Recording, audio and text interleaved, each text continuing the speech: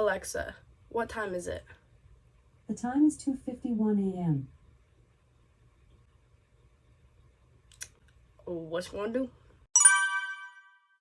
Hey guys, welcome back to my channel. In today's video, I've not done one of these videos in a while. We'll be talking about the murder of Maddie Clifton. And yeah, I've not made a true crime video in a while. I think it's been well over a year, and I only have like 2 or 3 videos like this on my channel. And it's kind of weird because I really enjoy making these videos and editing them, and you guys enjoy them also. So I want to film more like this in the future, so just look out.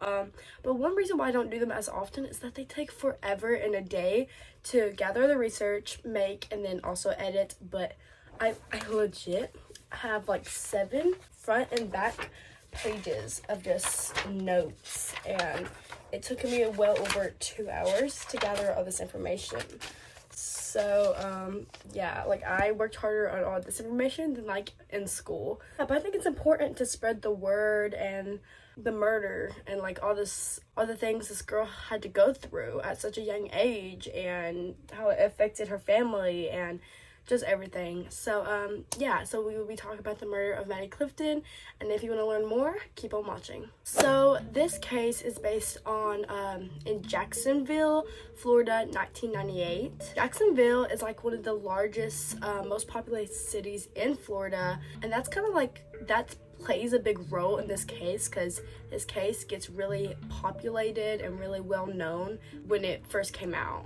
Maddie Clifton was 8 years old, and at this time she lived with her mother Sheila, dad Steve, and her older sister Jessie. Jessie, I think, was around like 3 years older than her, 2 or 3 years older than her. She was 11, and then, like I just said, Maddie was 8 years old. Maddie and Jessie, since they it wasn't too much big of an age gap, and just because they lived together, I feel like, they were very close. They were like best friends before sisters. They were like inseparable.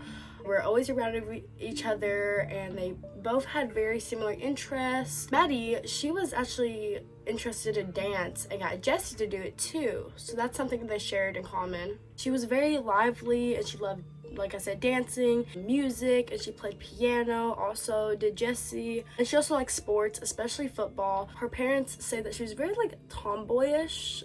She was outside a lot, and yeah, she was just a really inspiring, normal kid. She loved playing outside and hanging out with friends and her sister and her family, and it was all going well until November 3rd, 1998.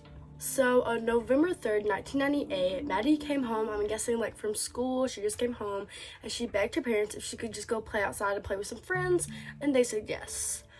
So she went door to door, just went down to the neighbor's house and was asking like kids like, hey, you want to go outside and play? And they must have been busy, and they like declined, or just no one could come out that day. She didn't have any plans. She just was walking around trying to find something to do outside. She was playing alone and by herself until 2 neighbors came out. It was an older boy and then a 45-year-old man. That sounds really bad, but we're going to learn more about him in just a minute.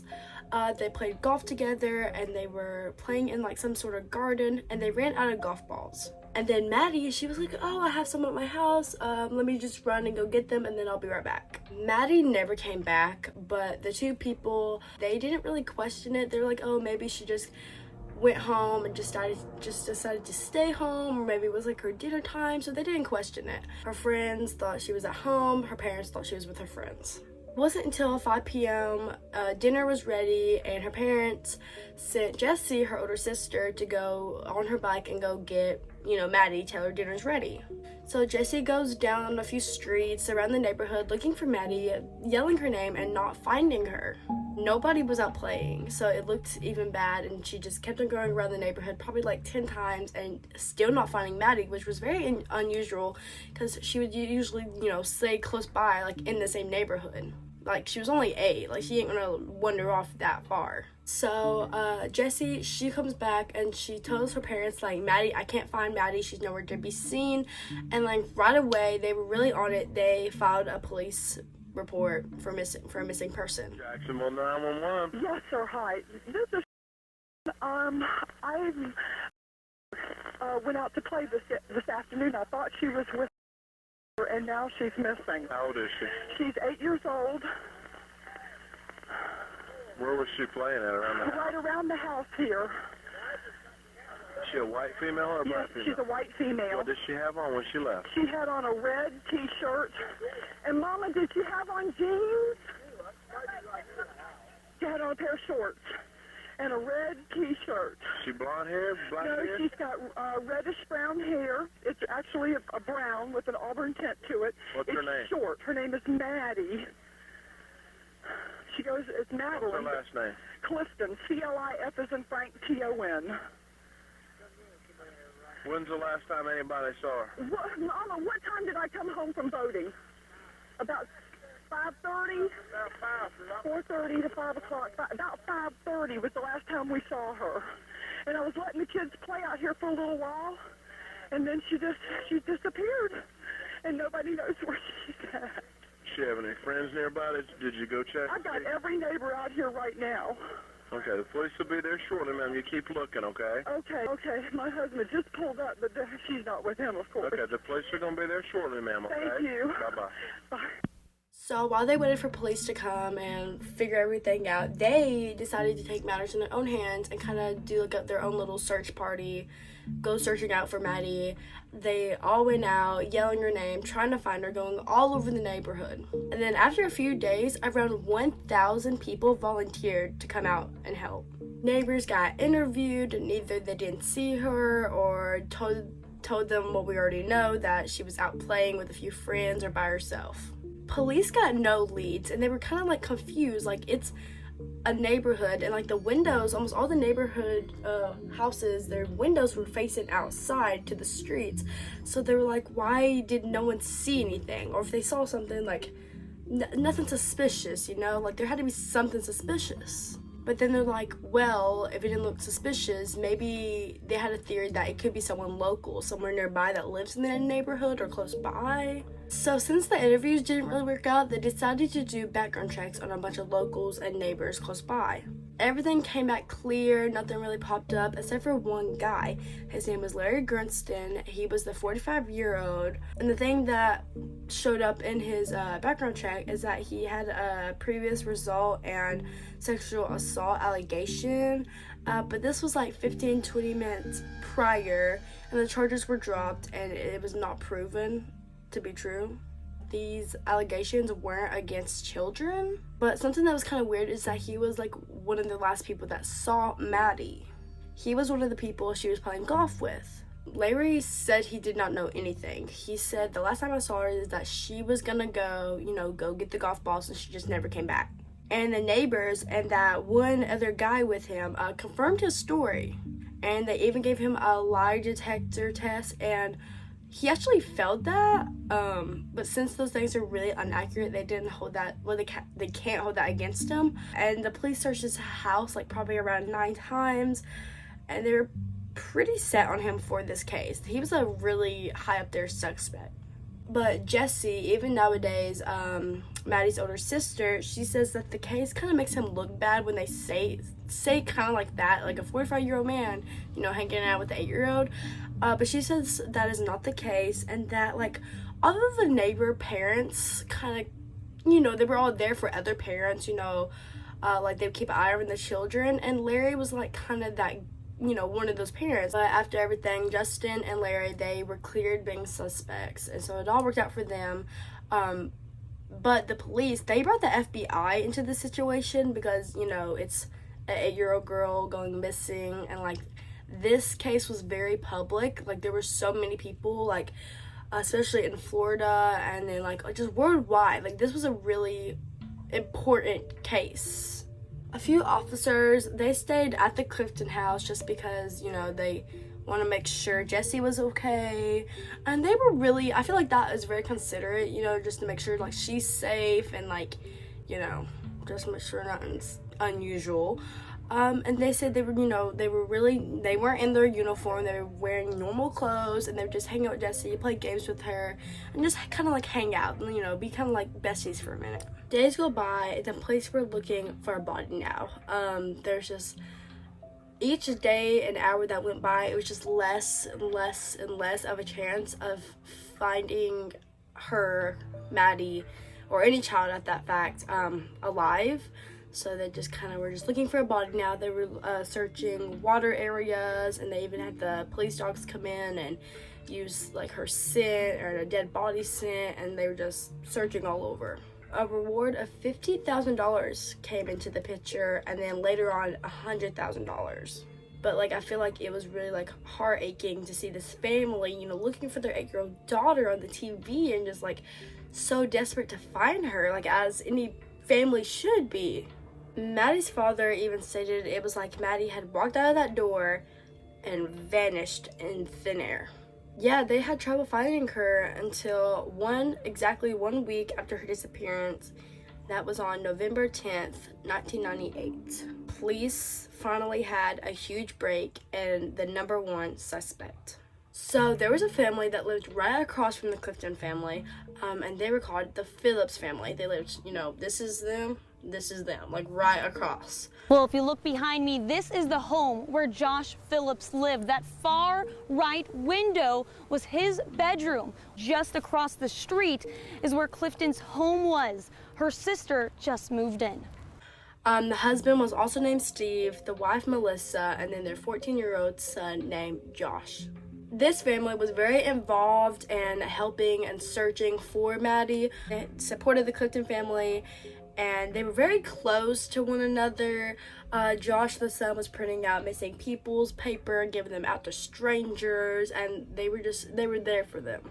And it was kind of well known that Josh kind of had a crush on Jesse. Yeah, and that kind of adds on to the case in a really creepier way when you find out this next thing. So what happened on November 10th, 1998, exactly 1 week after Maddie disappeared, is very heartbreaking. And basically what happens is that Melissa, Josh's mom, was cleaning up the house, tidying up a bit, and then she smelled this really bad odor and smell coming from Josh's room. But she didn't think much about it because Josh did have 3 birds, and it wasn't common for him to clean out their cages or clean up after them. So she goes in there.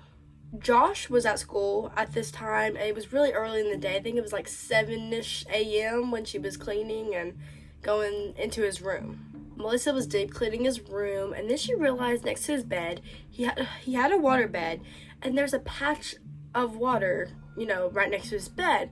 And she probably was like, oh, that's probably one of the reasons why it smells bad in here, that maybe that water spilled out and now it's gonna mildew and then mold and that big mess. So she's trying to find the source of where this water is coming from, and then she finds it, and then she sees that Josh had already tried to patch it up with tape.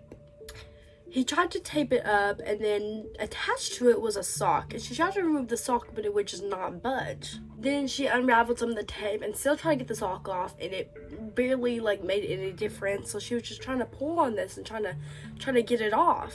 So it was kind of dark in the room at the time, so I guess she went and got a torchlight and goes to the spot, and that is where she finds a dead body of Maddie Clifton, the innocent girl that lives across the street.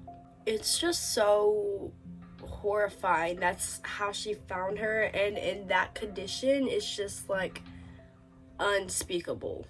As any normal person, you wouldn't know what to do in that situation, and that's how Melissa felt. She didn't know what to do, who to go get, so she calls her husband.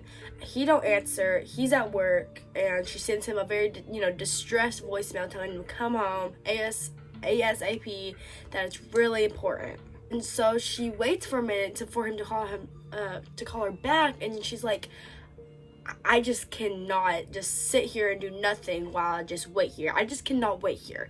So she runs out the door. She goes straight to the Clifton family's house because she knew there would be police officers there because they would stay there to watch over Jesse. Melissa told them everything from start to finish, how she found the body, what happened, and everything that she knew herself. The police went to the Phillips home and they got the body, and then they confirmed it was Maddie. Shortly after they identified it was Maddie, they let, her family know, and Maddie's dad said he knew by the look of the police officer's face that his whole life was about to be just shattered, and he just could tell by the police officer's face. That is literally that sentence right there is heartbreaking itself. So I'm guessing they found her body probably around like 8 a.m. or still really, really early in the day. So Josh was still at school at this time. So they decided to take this opportunity to like just search everything, search his room and see what other evidence they can find. So as they're searching his room, they notice a lot of like smell good air fresheners, just lots of them. He must have went and bought them because the smell was unbearable. And they find air fresheners, and they also find a baseball bat under his drawers and a penknife buried behind his TV. They have found rolls of tape around his room, and in his closet found a pair of bloody shoes of Josh's, and all that blood identified to be Maddie's. And to make things even worse, they even found a blood splatter on his ceiling fan. So that just kind of tells you itself how gruesome and nasty this murder really went to the extent that it's all the way on his ceiling fan. And this next thing literally gives me chills down my spine, is that right, like I'm guessing close to his bed or right across from it on his bookshelf was one of Maddie's missing persons posters. Because he would print them out and give them to strangers, and he had one taped on his bookshelf. So he saw that every day when he woke up, when he went to bed, and she was right under him. That is a crazy person's act. That is someone that is not straight in the head. And then something that also just gives me chills down my spine, or literally like makes me want to throw up. He had a picture of Jessie, Maddie's older sister, the girl he had a crush on, a picture of her on his headboard. It was hidden behind a few pillows, and it was there. And the Clifton family said that was in their house. They hadn't seen it for a minute, and that he stole it basically from their house. Something that really adds on is that the Clifton family actually banned Josh from their home and speaking to their daughters. And this information actually came from Larry, that 45-year-old man from earlier that was hanging out with Maddie, the first suspect. And he got that information from Maddie herself.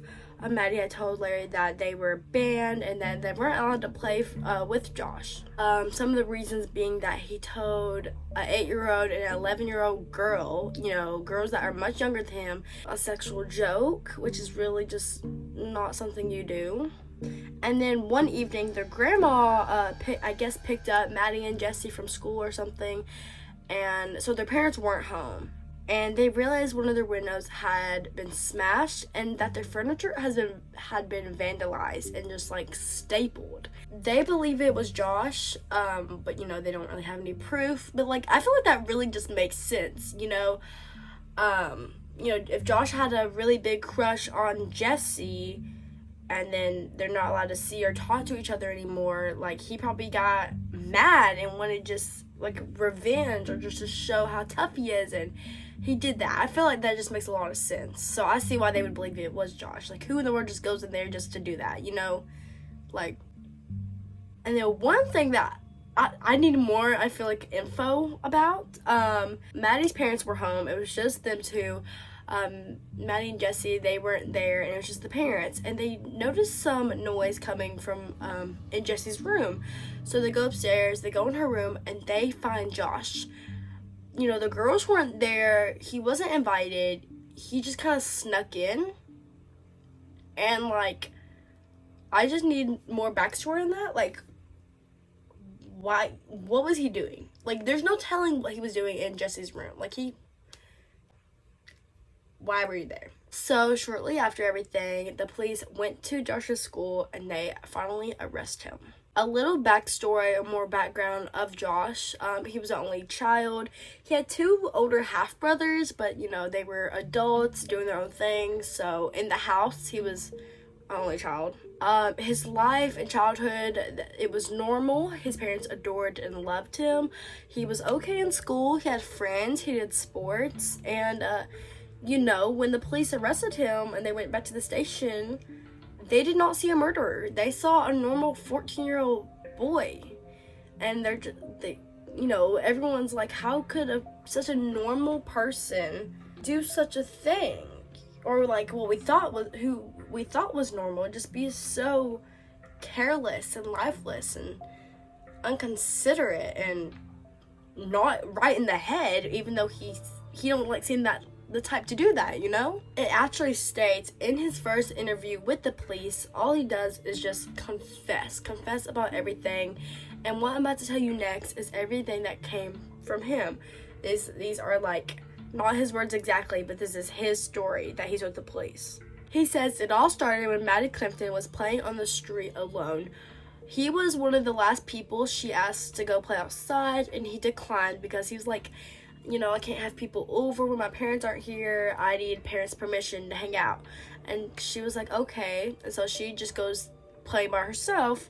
And I guess he has some change of heart. And he's like, actually, I guess it'll be okay for this once. Let's go play some like baseball in my backyard. You know, it sounds harmless enough until you read more. He says that everything was fine until one swing.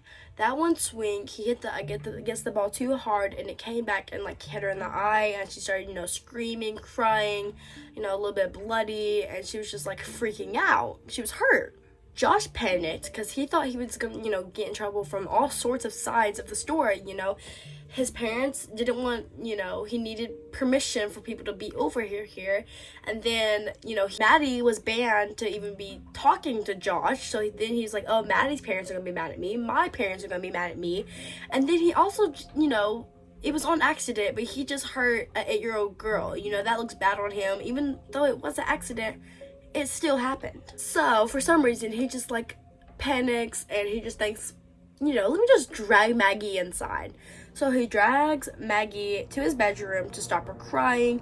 He even puts his hand over her mouth and shouted at her to just to be quiet. His parents can be home any minute. Just shut up, be quiet. You know, as any typical 8-year-old girl would, you know, she started to cry even more because she was scared. You know, you're screaming at her. That's not making her feel any better. She would not stop crying and screaming. So finally, he just decides to grab the baseball bat and hit her up on the head twice. He then told police it was then when he hid her body under his bed. Then his story was actually told to be a lie or like a half-truth because some of the evidence literally proves his story to be wrong. Some of the evidence that proved his story wrong was the autopsy. It showed that there is no injury from a baseball on her face whatsoever.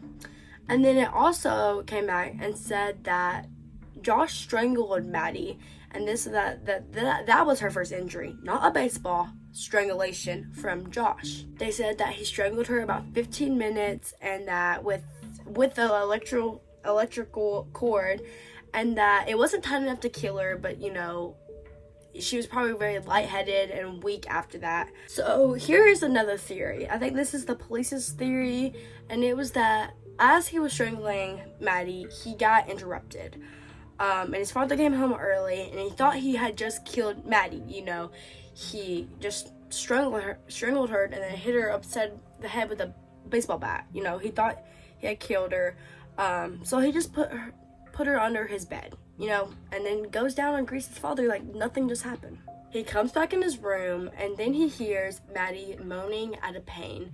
She's making noises, you know, she's hurt. She probably don't even know where she's at. Said to say that she would have died a very painful death, even being under his bed because of all the brain injuries and things. It just would have been a really painful, slowly death.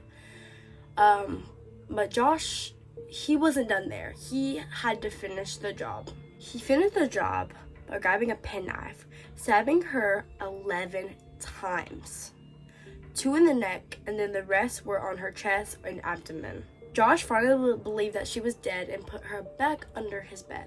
And then one pathologist says that she could have even been still alive the second time, because they only say that because her hand was gripping the side of his bed. But then some people believe that was just like, it could have been just where her hands were placed or something, but just, you know, maybe that's just how her hand fell, you know, but still. So here's something that is very talked about, that is very speculated. Basically, when they found Maddie, she was completely naked except for her shirt being rolled up and having socks on. but there was no sign of sexual assault, but that doesn't mean there was not sexual intentions. So while the police were, going through Josh's room, they went through his laptop and they had saw where Josh watched porn an hour and a half before the murder and then an hour and a half after the murder. And to make things matters even worse, if you can even go more worse, it was violent and child porn. He was only 14, he was a teenage boy, but he was watching porn of really young people. That itself says a lot about his thought process and his mindset at that time. Like, how do you just murder someone and then just watch? So Josh's excuse basically said, oh, her clothes just slipped off while I was dragging her. First he said it was first it was her shorts, then it was her underwear, then her shoes, and then her t-shirt rolled up. And her clothes were found like right next to her, but that makes no sense. Cause he says first it was her shorts and underwear, but wouldn't that take off her shoes as well? That don't line up.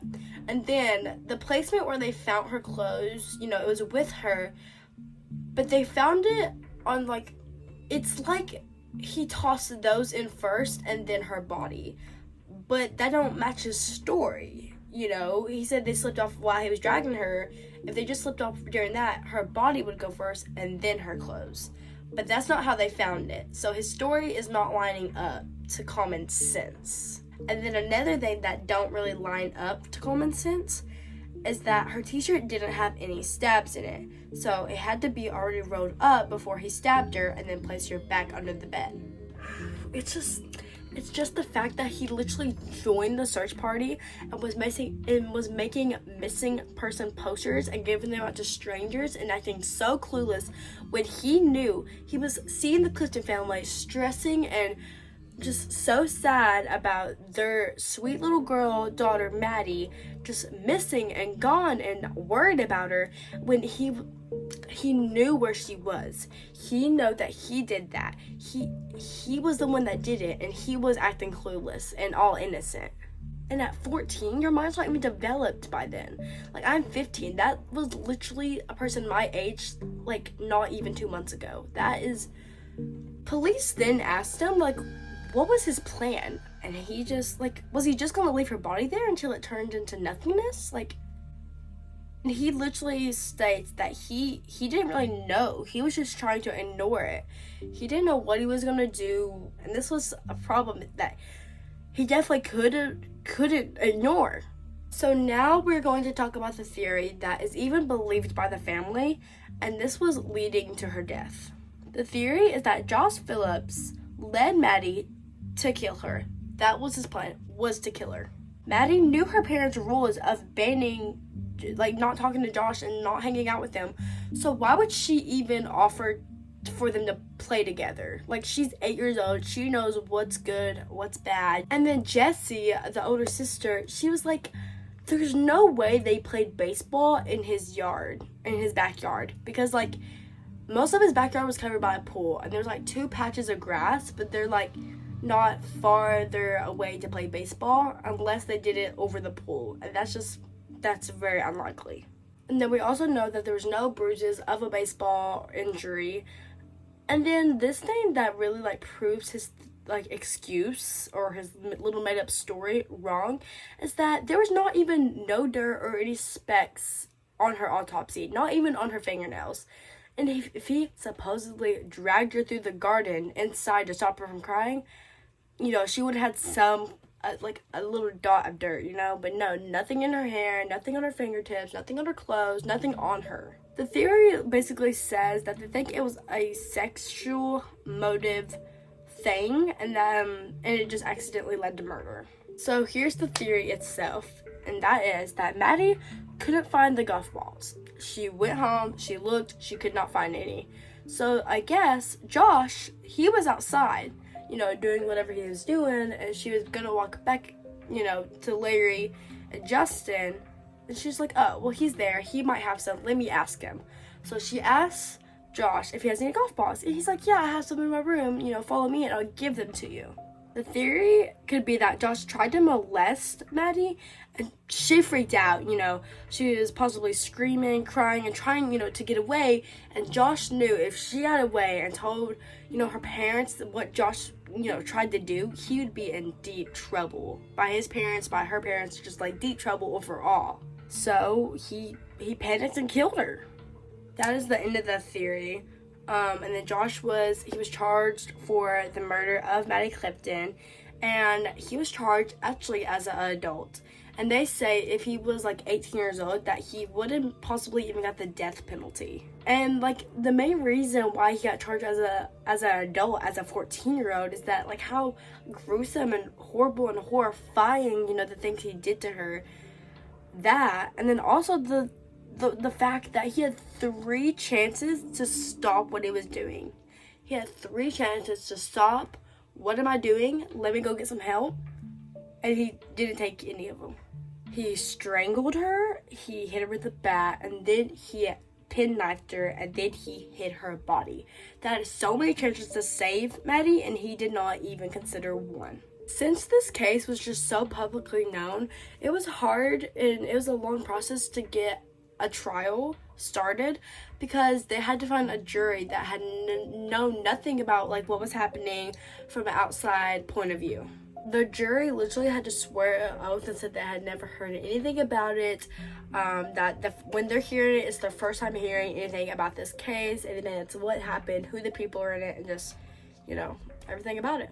This case is just so interesting and sad, and it's just like so dark. And then like even darker is that a lot of leads kind of go back to Jessie and how she was kind of affected in this trial. Since Josh liked her and I guess Jessie didn't feel the same, she didn't have feelings for him, I guess he was really mad about that. I guess he just could not take rejection. So a really big theory is that when Josh was, doing all the things he did to Maddie, he was kind of picturing Jessie, because he was just so mad and heartbroken that she didn't feel the same, that, they just weren't going to work out. He was picturing Maddie as Jessie, and that's probably why he killed her. And the thing that I think is this is my opinion on it, kind of unfair to Jessie. She didn't know half the things that Josh did to Maddie until much later, until she was much older. She was like 12 when all this was going out, probably when the trial was starting. She was really young, and I understand why her parents didn't want her, in all that, because they're probably gonna have to show really detailed pictures and just describe everything. But like, she didn't know that he had a picture above on his headboard. She didn't know that until much later, and I think that was kind of unfair to her. I feel like if I was in her shoes, I wouldn't know like everything that's going on, but I would want to know things that included me. Josh literally pleaded not guilty, even though after everything he confessed to the police. But he was proven guilty, and then he has a life sentence in prison, and with no chance of parole. Josh blames everything on his father. He says that his father, he taught him this kind of violence just to be so normal, and that his father was an alcoholic and even abusive sometimes, and that him and his mom would get into fights. And Josh's family never confirmed it though, and everyone that they talked to said that their family was very normal, very loving and caring, but you never know what happens behind closed doors. So that could be it, or he could just be lying out of his butt. You never know. He's lied about so much stuff, like he could be lying about this, but then again he could not be. So it's like, we don't know, we weren't there, we don't live with him. So Josh is now in jail, and a little update on him. They say he's a very well-behaved inmate, and that he has his GED, and he helps other inmates to not get such like a long sentence, and then along with a lot of other good things. He's talking to therapists, working on his health and his mental state. And actually, in 2018, like literally 10 years after everything, he was asked to write a letter apologizing to the Clifton family. And he actually refused to. He declined. And he's like, I think it would be more meaningful and more sincere if I did it in person. But the Clifton family said no. They probably, who can blame them? They probably never want to see this man or person ever again. So you gotta, yeah. But Jessie, the older sister, actually wanted to meet him in person. She wanted to meet him, talk to him, probably get some answers, and he agreed to it, and they were planning this meetup. The prison was planning it, and everything was going smoothly until she didn't hear anything back. And the little theory behind that is that Josh, his legal team that did not represent him well at all, he fired them and got a new legal team, and the legal team just told him that was not a good idea, that he should not meet up with Jessie. So Josh, he claims to be a different person. He says he feels very guilty for everything that he put the Clifton family through, and he regrets it and is guilty to this day. I did something horrible. I'm so sorry. I'm so sorry for what happened. And his family, his family has stuck by his side, and they even state that his sentence, his punishment to life in prison with no chance of parole, just life in there forever. They say that was too harsh, especially since he was only 14 at the time. But in 2023, which is coming up faster than we think, there's a chance his punishment might be a little bit, might have a little bit change to it. Not a big one, but maybe it has a chance of it. So, but here is some really sad side effects that happened after Maddie's death. Before Maddie's death, her parents were married 25 years, and 3 years after her death, they sadly got a divorce. I guess all the sadness and grief just kind of drifted them away, and that's sad for everyone in this situation. And something that's even sadder is that Jessie states that her mother still deals with this pain and grief and just probably would never get over this kind of heartbreak in her life. Jessie even states that affects their relationship and that they don't talk that much or as much as they used to. I feel like in that situation they should all be there for each other, but you never know. That's such a crazy situation to be in. Whew. My legs are so numb right now. I've been sitting here forever, but I'm really happy that I could spread and share this story. It's a very famous story. A lot of this, you guys have probably heard of it and already know about this case. But in case you haven't, I'm happy I could teach you and let you know about it. It's very sad. I want to do more research on her sister, Jessie, though. I know she's kind of talking about it a little bit more. I think she's going on a podcast now and kind of breaking out of her shell. I've heard really good things about her. She's a very independent woman. I think she's even working with the legal field. So yeah, I wish nothing but the best on her. I hope you guys enjoyed this video. If you did, give it a thumbs up, comment down below anything you want. I love you. Subscribe, and I'll see you in my next one. Bye.